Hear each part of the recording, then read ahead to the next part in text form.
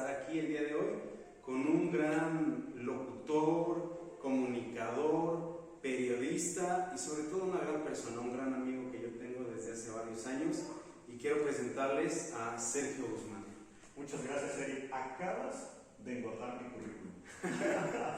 Muchas gracias por esta oportunidad, es un privilegio, tú sabes que para mí significa mucho esta oportunidad, y quiero preguntarte tú cómo estás el día de hoy.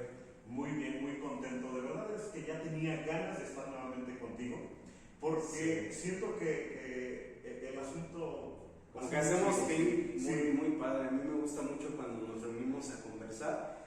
Y miren, algunos de ustedes quizás saben que Sergio me hizo a mí una entrevista la ocasión anterior. Lo que quizás no saben es que lo cortamos varias veces porque resulta que nuestra conversación se extendía y se extendía y se extendía y lo disfrutamos bastante, así que yo espero que el día de hoy sea una ocasión similar, que lo disfrutemos, que ustedes también lo disfruten en casa. Gracias por estos minutos y bueno, ya saben, tómense un tiempo, descansen y platiquen con nosotros, vamos a pasarla muy bien. Y bueno, les decía yo que Sergio es un comunicador, locutor y creo que hasta periodista, pero yo quiero preguntarte, Sergio, desde que eras pequeño eras así, eras como que parlanchín, te gustaba ser amiguero, participar en la escuela, ¿cómo eras cuando eras niño? Bueno, sí era yo como muy extrovertido desde pequeñito hasta como a los 5 años más o menos. Mi papá siempre me decía, ya hijo, cállate por favor. Era de esa situación de que yo hablaba y hablaba y hablaba, y preguntaba. Y mi papá siempre me decía, recuerdo mucho a mi papá diciéndome, ya hijo, ya, o sea, ya. ya basta, ¿no? Sí, ya basta, porque sí era como muy insistente en las cosas. Igual con mi mamá, igual con mi abuela, así, ¿no? Pero llegó un día en que ya sabes que siempre hay alguien que te dice algo y que tú permites que te marque sin saberlo, porque eres un niño, y de repente eso me hizo poner un alto, y convertirme en una persona muy, muy introvertida. Llega un chico y hace referencia a mi persona. ¿Más o menos cuántos años tenías? Yo creo que tenía como 5 años, porque apenas lo recuerdo. Era un chico del barrio donde yo vivía, y como yo no convivía con los chicos del barrio, me veían feo de repente. Y no es que no conviviera con los chicos del barrio porque me creyera yo la gran cosa ni nada, sino porque yo era más pequeño que ellos. Nosotros llegamos a era otro tipo de actividades. Exacto.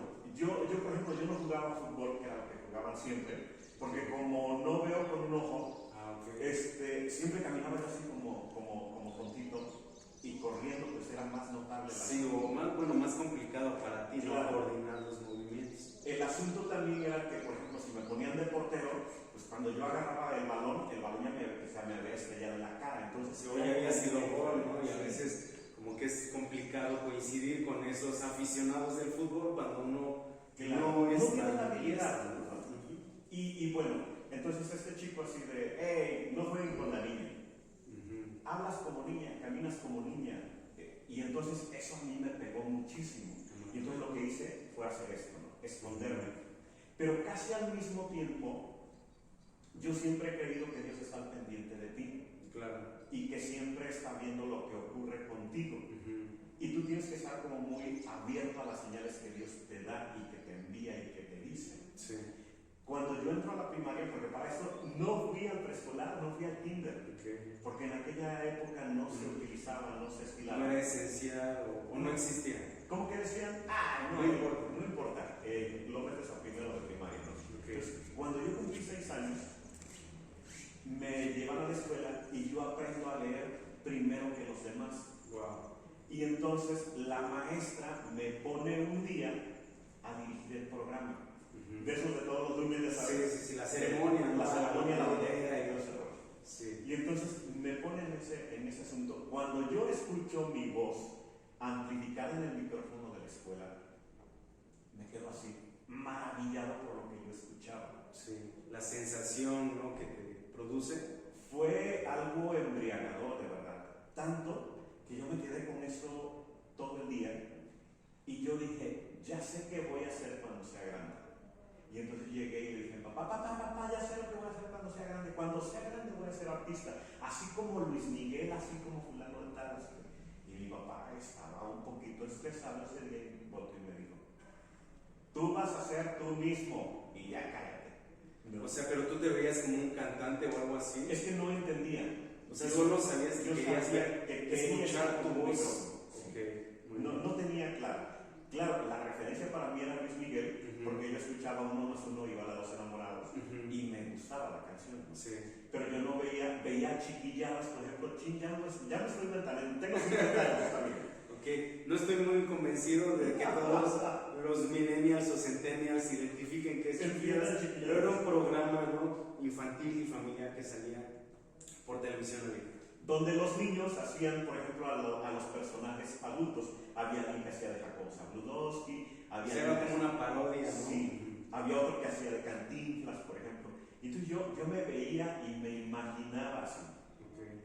Hasta muchos años después, cuando iba yo a la prepa, conocí a un periodista que se llama Jorge Ramos, mexicano que está en Estados Unidos.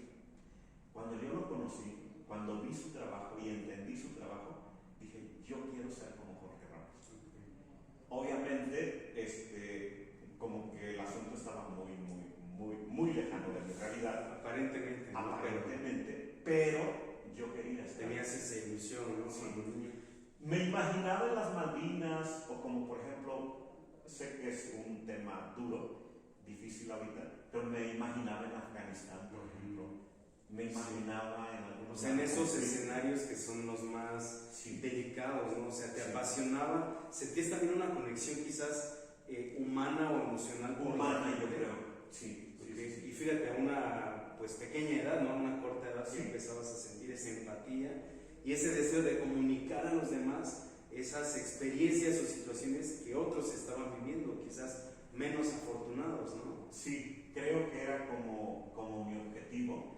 Y yo adoraba a Jorge Ramos, era como lo máximo para mí. Sí. ¿Y tú piensas que a partir de esa edad empezó tu trayectoria? ¿Tú lo dirías de esa manera? Yo creo que sí, pero yo mismo frustré ese camino. ¿Y qué fue lo que ocasionó que lo frustraras? Te voy a explicar. Resulta de que mi papá en esa época, cuando yo iba en primer semestre de bachillerato, mi papá se va a Estados Unidos. Y entonces nos deja solos. Y entonces mi mamá empieza a trabajar el doble para poder mantenernos. Y entonces yo decido en que no voy a estudiar más. Una decisión que me cuesta mucho trabajo, porque yo sí me veía terminando la prepa y estudiando ciencias de la comunicación. Es más, para esa edad yo ya entendía que iba a estudiar ciencias de la comunicación. Pero no era como ahora que hay 10.000 oportunidades. Había una. Claro. Y había que ir a Puebla y había que hacer muchas cosas. Muchos requisitos, ¿no? Muchos requisitos. Entonces, cuando yo me doy cuenta que eso no va a ser posible porque mi mamá estaba vendiendo tortillas, estaba lavando ropa y estaba trabajando en una casa. Y además, ¿cuántos hermanos eran? Éramos 5. Entonces, cuando yo me doy cuenta de eso, para esto mi hermana estaba a punto de terminar como maestra de escuela primaria. Y yo dije, yo no le puedo frustrar el sueño a mi hermana. ¿Tú eres el hermano mayor? Es mi hermana la mayor y luego soy yo. Pero mi hermana y yo somos como bien unidos. Entonces yo dije, yo no le voy a frustrar el sueño a mi hermana, está a punto de terminar. Y si yo he sabido que ella no quería ser maestra, íbamos a frustrar. Ella quería ser psicóloga. Wow. Pero era no, sí, las oportunidades, ¿no? Entonces yo digo, no le voy a frustrar el sueño a mi hermana. Y dije, yo soy el que se tiene que ir. Entonces yo decido dejar de estudiar y me pongo a trabajar. ¿Y cuál fue tu primer trabajo, tu primera experiencia? Mi primera experiencia laboral, cortar el pelo. Porque en ese tiempo mi mamá, sí, pobrecita, ella como que me mostraba las cosas que tal vez pudiera hacer. Y me dijo, oye, yo conozco a fulanito de tal que es peluquero, ¿por qué no te vas con él a aprender? Y de verdad yo no me veía cortando el pelo. Aunque cuando empecé a hacerlo y a aprender, y cuando lo aprendí me gustó, porque era una forma como de jugar con las personas que tenías enfrente. Su apariencia física, ¿no? Y aparte aparte yo creo que ayuda mucho, el corte correcto estimula mucho el autoestima en las personas, ¿no? Sí, y el corte incorrecto también lo Sí. ¿Y cómo fue tu experiencia de aprender a cortar el cabello? O sea, en una academia. No. Iba yo con el Señor y todo el día me pasaba yo con Él, y en lo que le barría y limpiaba y todo eso, y luego me ponía a practicar con unas tijeras, con un globo, para aprender a pasar la navaja y todo eso, sin cortar, aunque si llegas a cortar a la gente cuando ya lo haces. Y poco a poco fui aprendiendo con Él me fue enseñando mucho. Yo le tengo mucho aprecio, es mi amigo, y siempre, si hay alguien a quien le digo maestro, es a él, porque él me enseñó no solamente a cortar el pelo, sino me enseñó muchas cosas de la vida, diciéndome qué cosas no se hacen, pero también qué cosas sí se deben hacer, de qué me debo cuidar, y además él fue el que me dio el empujón para poder entrar a los medios de comunicación. Y yo creo que a veces ni nos damos cuenta, y la vida y Dios nos va poniendo personas y gente estratégica en el momento correcto, ¿no? Y es algo que tú decías hace un momento. Y yo conozco un poco de esta historia que ahorita me estás platicando, y me parece muy interesante cómo quizás por situaciones de la vida la figura paterna por un tiempo no estuvo, pero esta persona te fue dando consejos, te fue dando un poco de guías, y claro que no va a reemplazar a un padre, ¿no? Pero tarde o temprano es alguien que nos ayuda y nos estimula a salir adelante. Yo estoy muy agradecido con mi amigo Francisco Vázquez, porque aparte de enseñarme a cortar el pelo, también me dijo, la vez que yo le dije, porque yo estaba frustrado un día y le dije, ya estoy harto, estoy cansado de venir a cortar el pelo, porque además ya en ese tiempo yo ya ganaba dinero. Los regresos a clases, por ejemplo, era de quedarte hasta las 12 de la noche cortando el pelo al último niño. Y regresaba yo con dinero a casa, con mucho dinero a casa en ese tiempo. Pero yo le decía es que no me veo. Y se voltea y me dice, si no te ves aquí, ¿qué diablos haces aquí? Y le dije, pues estoy ganando dinero. Y me dijo, sí, frustrado. ¿Qué quieres ser? Y le dije, no, es que mi sueño se fue, se acabó. ¿Cuántos años tenías para eso? Yo tenía como 18 años. Y le dije, se acabó. Y no pienso luchar por él. Y me dijo, ¿qué soñaste ser? Y ya yo le dije otra vez lo mismo, lo que te dije ahorita. Y yo creo, y que Jorge, y así, no sé qué, y de todo. O sea, te volvió a brillar la cara, yo me imagino, ¿no? Brillar la cara. O sea, con esa y me dijo, pregunta. yo conozco a alguien que tiene tal vez tu misma edad y que está haciendo su sueño realidad. Y yo dije, caray, eso me interesa. Y ya me dijo, hay un chavo que está en una estación de radio, que además era como la estación La Roñosa de Izúcar, nadie la quería escuchar. Pero era el acercamiento, ¿no? Me dijo, está este chavo en tal estación de radio, ve y búscalo. Y dile que vas a ser mi parte, y dile que quieres pertenecer a ese grupo. Y le dije, está bien. Me fui, lo busqué, no lo encontré, y ya venía yo de regreso, y dije, pues ya no lo encontré, chido. Además ni sé si me iba a tratar. Que casi hasta lo tomaste como un pretexto o algo así, me imagino. Sí, yo dije, perfecto para decirle, ya fui, ya hice el intento y ya, ¿no? Pero cuando voy camino de regreso, me acuerdo de lo insistente que era él. Y dije, no me lo voy a quitar de encima. No me lo voy a quitar de encima. Ya me lo imaginaba diciéndome, ay, tienes por vencido, no sé qué. Y dije, no, me voy a regresar. Y entonces, como no encontré al chico en su casa, me fui a la empresa de radio. Y fui a la empresa de radio y llegué así de, hola, soy fulanito de tal, soy amigo de fulanito. Everardo López, que también es un gran amigo mío. Y le dije, soy amigo de Everardo López, quiero entrarle a la radio. Y la secretaria del lugar era una señora bien chida, doña Agus, y así de, ay, sí, qué bien, mira, que no sé cuánto. Me trataron de maravilla. Y tú puedes hacer esto y en tal lugar y a tal hora y no sé qué. Y entra y le dice al dueño, oiga, está aquí el amigo de Everardo. O sea, como casi si ella te conociera de toda la vida. De toda la vida. Está el amigo de Everardo y va a venir a practicar a tal hora con Juanita Burgos, que es otra chica a la que amo mucho. con Juanita Burgos a tal hora que no sé qué. Y el dueño de la radio así, por si ya lo decidiste.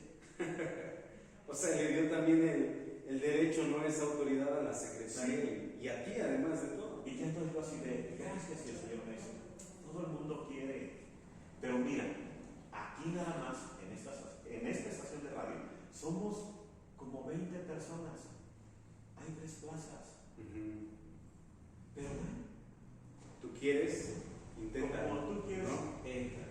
Y ahí empecé a ir todas las tardes a practicar, a conocer el equipo, Esa fue tu primera experiencia en una estación de radio. Sí, la primera vez que dije algo en radio fue, y recuerdo perfectamente, 4 de la tarde con 23 minutos. Yo creo que marcó tu vida, ¿no? Esa hora. 4 de la tarde con 23 minutos. ¿Y cuánto tiempo había pasado desde que ese primer día que llegaste con la secretaria a dar la hora de las Como 3 meses. Okay. Y en esos 3 meses, ¿cuál fue tu tarea, tus asignaciones? Yo llegaba y empezaba a trabajar de alguna manera, a arrimar los micrófonos. Pasábamos una radionovela a ese horario y en una grabadora de carrete abierto. Okay. Yo sé que los millennials no tenemos idea, pero está bien, continúa. Pero como ya era muy vieja, había que ayudarle, entonces parte de mi trabajo era con un lapicero ayudarle y no ir a un ritmo para que no se escuchara raro, apresurado o lento. Okay. Entonces era Calimán, ¿sabes? O sea, tú le dabas el ritmo, ¿no? Yo le daba el ritmo a esa máquina. Muy bien. Y eso hacíamos. ¿Y tú sientes que mientras estabas ahí explorando, tus ánimos iban bajando o si estabas haciendo otra cosa que no es realmente lo que tú te soñabas hacer? ¿Sientes que eso te estimulaba a seguir adelante o bajaba tu ánimo? Me estimulaba y me retaba. Okay. Y decía yo, si me decían ven a las 4, yo venía a las 2. Okay. Si me decían haz tal cosa, yo hacía 2, 3 cosas más. Okay. Dabas la milla extra, realmente, ¿no? Conecta un micrófono, y yo, ¿y esto para qué es? Y todo el tiempo preguntando. Okay. Entonces siempre hacía yo algo más. Hasta que un día el Señor me dijo, ¿quieres venirte a trabajar? Y le dije, pues sí, a eso estoy, ¿no? Sí. Y ya me dijo, a las 5 de la mañana. Y yo así, sí. Okay. Implicaba levantarme a las 3:30. Okay. Venirme caminando desde mi casa, que era más o menos como 40 minutos de camino, y atravesar un puente que daba terror atravesarlo. Y me imagino a esa hora todo oscuro y sí, mucho peor, ¿no? Y yo era como muy miedoso a la oscuridad. Entonces implicaba eso y yo iba. Para esto a mí me daba mucho miedo porque el transmisor que este señor tenía, porque era ingeniero, era hecho por él mismo. Él mismo había hecho este transmisor. Había que prenderlo y si te equivocabas en algo mal podría pasar. Sí. Ya un compañero había subido un día el último switch, y lo había aventado. Entonces, yo además le tengo miedo a la electricidad, entonces como que me daba mucho temor. Y luego para cuando llegabas mojado porque llovía. Híjole. Era así como que había prácticamente todas las de perder, ¿no? Sí. Y me imagino que también en esos momentos, no sé si tú sentías una cercanía también con Dios o algo por el estilo que Él estuviera ahí protegiéndote o ni lo tomabas en cuenta. No lo tomaba en cuenta, de hecho yo estaba muy peleado con Dios. Okay. Porque yo sentía que Dios me había quitado muchas cosas en la vida. Okay. Y como que decía yo, y de pilón me quitó, en el momento en que estaba mi papá me lo quitó, y yo estaba peleado con Dios. Okay. Pero hoy yo sé que Dios estaba riéndose de mí y abrazándome todo el tiempo. Sí, claro, me imagino que sí. Yo llegaba todas las mañanas y era bien chistoso porque pues trabajaba mis horas y terminando, la secretaria siempre me decía, vete, vamos a desayunar huevito con frijoles, así, ¿no? Y cuando se llegó la hora de la paga, no me pagaron. Okay. Y yo fui con la secretaria y le dije, oye, es que necesito dinero, no sé qué. Para esto, pues yo ya llevaba por lo menos medio año, 8 meses. Sin paga. Sin paga. ¿Y cómo hacías entonces para subsistir? Yo veía cómo le hacían, pero además además pues tenía yo 18 años, le ayudaba yo a mi mamá a otras cosas y de repente le decía yo, ¿te puedo agarrar tanto de dinero? O me puedes dar tanto, de repente. Sí. Obvio, de repente mi mamá también me decía, oye ya, trabaja en serio, tienes 18 años. Y además yo había trabajado todo el tiempo, desde como los 15. Había sido muy productivo realmente. Ajá. Entonces como que ya trabaja en serio. Y un día me lo dijo, estás perdiendo el tiempo en eso.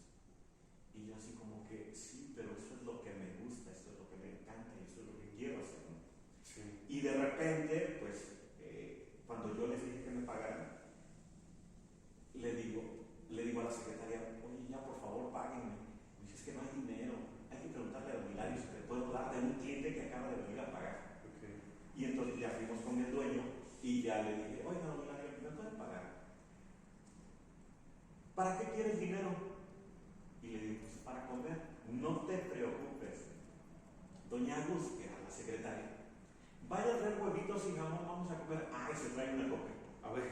Y ese fue. O sea, realmente no fue una experiencia que tú dijeras me está produciendo dinero, me está produciendo ingresos, pero algo que yo me doy cuenta es que tenías muy clara tu meta y tu objetivo, ¿no? O sea, dentro de lo que cabe había muchos ires y venires y había altas y bajas, pero aún así conservabas esa meta y ese objetivo claro. Ya tenía un programa de radio, no me pagaban, pero ya tenía un horario. Ya estabas desarrollando esa visión que tú tenías desde pequeño. Sí, pero yo no quería estar siempre en esa estación de radio. ¿Te visualizabas? Yo me visualizaba. O sea, todavía no alcanzabas a Jorge Ramos. No, todavía no. Estaba todavía más camino. Entonces yo dije, bueno, lo que sigue es la otra estación de radio que hay. Okay. Porque en aquel tiempo solamente habían dos. Okay. Entonces dije, me voy a Radio Matamoros.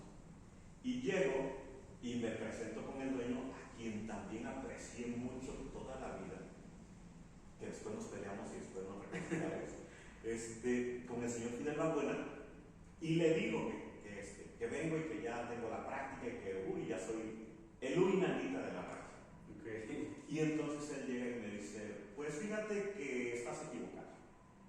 Aquí solamente gente profesional y además, si quieres pertenecer a la radio, tienes que ser del sindicato porque las plazas son del sindicato.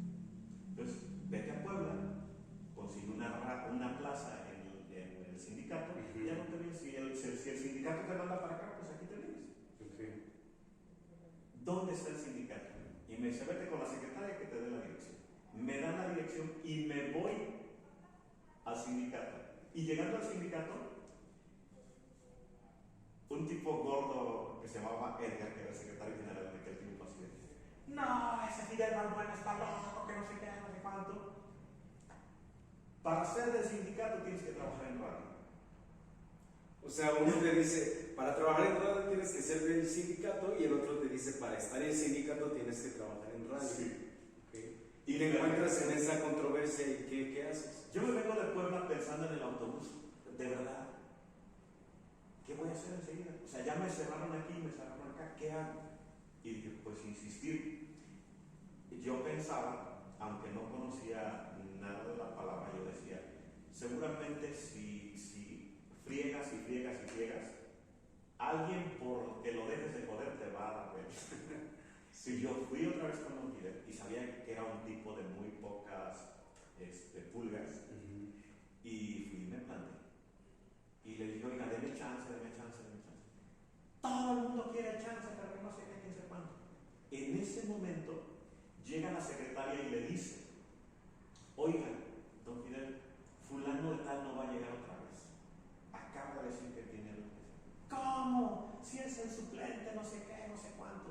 Y entonces don Fidel dice, denle chance a este chamaco que suba a practicar. Fíjate, o sea, aparentemente una coincidencia. Estabas en el momento correcto, en el lugar correcto. Y yo así de, ¿yo qué? Y entonces subo a practicar porque estábamos en un cerro, que era Lomas de Guadalupe. Ahí estaba la cabina y todo. Y ya subo y empiezo a practicar en Radio Matamoros. Era muy chistoso porque daba miedo.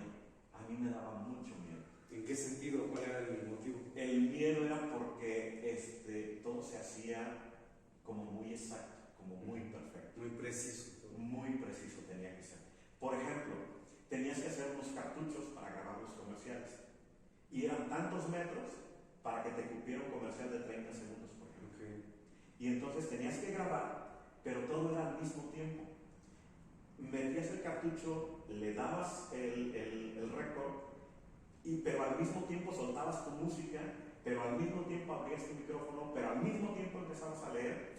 Y si era con 2 canciones, había que parar ese tornamesa con la mano y jalar con la otra mano el otro tornamesa y soltar la siguiente canción, de tal forma que subieras el volumen y no se notara cuando hiciera el arrancón el disco. Entonces era todo muy, muy, muy complicado. Sí, bueno, hay que mencionar para quizás los millennials o los más jóvenes, que pues hoy en día tenemos todos estos elementos de manera digital en una computadora y todo está al alcance de la mano, ¿no? Pero en ese entonces obviamente que todo era en físico, todo era análogo, y me parece muy interesante esta experiencia que estás platicando, porque podríamos decir que hacías de locutor, de DJ, de operador de audio y a lo mejor ya hasta de electricista, ¿no? Tú lo hacías de todo, pero además había una regla bien grande en la estación de radio. Nadie puede decir nada que no se le haya autorizado. Claro. Y yo decía, no, es que yo no puedo hacer una radio así. Seguí practicando, seguí yendo, y de repente, pues un día me dicen que ya se llegó el día y que tengo que estar pero al 100. Y yo, pero es que ya me siento perfecto. Y me llama el dueño de la radio y me dice, oye, si no mejoras te vas. Okay. Y yo así, pero... O sea, ellos te estaban dando a entender que no, o sea, no estabas cumpliendo el estándar de lo que ellos estaban esperando. ¿Y sabes por qué? Porque había gente genial en la radio. Había un señor que se llamaba Reyes Alonso Rojas, que hablaba muy chido. O sea, una voz profunda. Y es que todo va por modas, ¿no? Yo creo que hubo un momento en la radio donde ese tipo de timbre de voz era muy bien aceptado por... Estaba un David Arreguín, que por mucho tiempo fue la voz oficial del gobierno del estado, Okay. que estaba allá y que hablaba precioso. Estaba un Alfonso Gil Campos, había gente que hablaba muy bonito, y yo no. Haz de cuenta que ellos presentaban Te voy a dejar de querer, José José, muy buenas tardes, 25 minutos para que sean las 4. Y yo no. Yo era de, acabas de escuchar a Jorge Muñiz con este tema, está padrísimo, que me digan feo, wow, me encanta ese tema, yo creo que lo voy a hacer mi himno.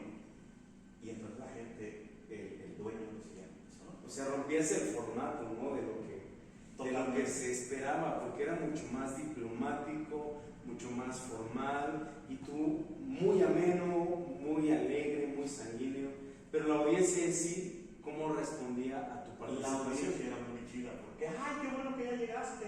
Y, sí, estaba yo esperando. Era como muy chido el asunto. Pero yo no cubría esos estándares. Me meten a una entrevista con un gobernador del que no voy a hablar porque tal vez está bien encumbrado. Okay. Y resulta de que yo había leído en algunas revistas y en algunos periódicos que estaba involucrado en la muerte de un agente de la DEA. Y cuando me ponen frente al gobernador de aquel tiempo, estoy hablando del 93, cuando me ponen frente al gobernador, yo digo, le voy a preguntar lo que yo quiero saber, no lo que él quiere que yo le pregunte. Y entonces a rajatabla le digo, oiga, lo están involucrando en la muerte de Camarena. ¿Qué nos puede decir al respecto? ¿Es usted culpable, inocente? ¿Están inventando cosas? Y el tipo se levanta en colérica, así da un manazo en la mesa y me dice, ¿quién lo dice? ¿Lo dices tú? ¿Quién lo dice? Fue muy, muy chido. Y muy imponente, me imagino. Además, temblaba yo de miedo después. Y luego de miedo porque dije, me van a correr del trabajo. Porque el dueño me dijo, ¿cómo se te ocurre preguntar eso? Porque es que yo quería saber lo que me interesaba a mí. Me interesaba. Y que al final de cuentas yo pienso que, no sé si lo habías analizado, pero dentro de ti sabías qué es lo que también la audiencia quería saber, lo que la audiencia le interesaba conocer. Decía, ¿qué le importa si hizo un nuevo puente, si todos hacen puente? puentes, todos hacen ríos si es necesario. O sea, como a quién le importa lo que está haciendo.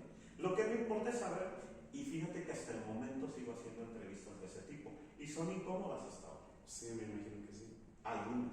Pero al final de cuentas, repetimos, ¿no?, el tema de que es lo que la gente quiere escuchar, es lo que la gente quiere saber. Y yo me doy cuenta que algo que te caracteriza mucho es que eres muy directo, pero también eres muy inteligente en hacer las preguntas correctas, en el tiempo correcto, en la forma correcta.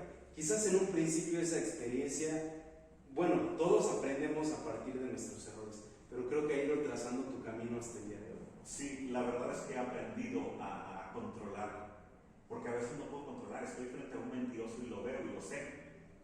Sí. Y a veces quisiera no controlarme y decirle, pero me estás diciendo esto y esto y esto.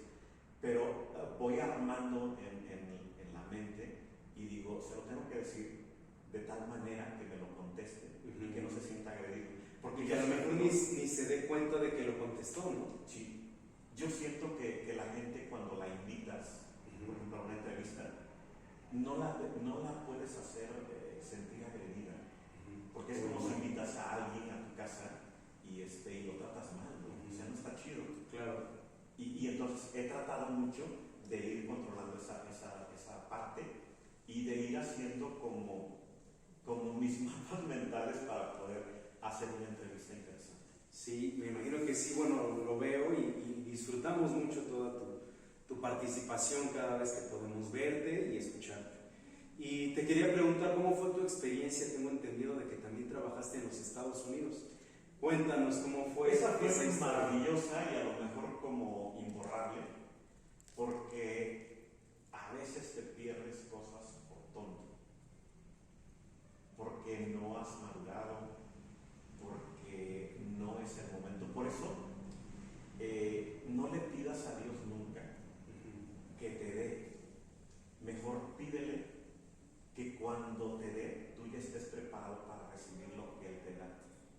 Porque si no se te va a ir de las manos. Sí.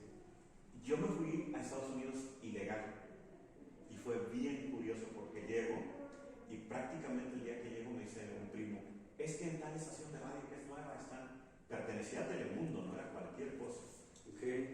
Me dicen en KDOX están recibiendo a gente y van a hacer un casting y que no sé qué, no sé cuánto, y me dicen, pero es mañana. Y yo así. O sea, el día siguiente del que yo había llegado. Pero te estoy hablando que llegué del cerro, pues. Literal. O sea, bajado del cerro a tamborazos y luego después del cerro. Entonces, literal yo había llegado del cerro y me dice mi primo, no te preocupes, vamos a ir a Walmart y compramos ropa y sin problema. Entonces, como que eso ya estaba salvado, pero anímicamente yo no estaba bien. Claro, no habías asimilado. No. Porque es completamente un cambio de cultura. Yo me sentía delincuente, me sentía ilegal, me sentía minimizado, me sentía muy ajeno, extraño, el idioma, la cultura, todo, ¿no? Todo. Entonces de repente, pero mi primo es así de, súbete, trépate, vámonos. Muchas gracias por quedarte hasta aquí. Quise compartir contigo un poco de mi vida para decirte que los sueños se hacen realidad, que para el que cree, todo es posible.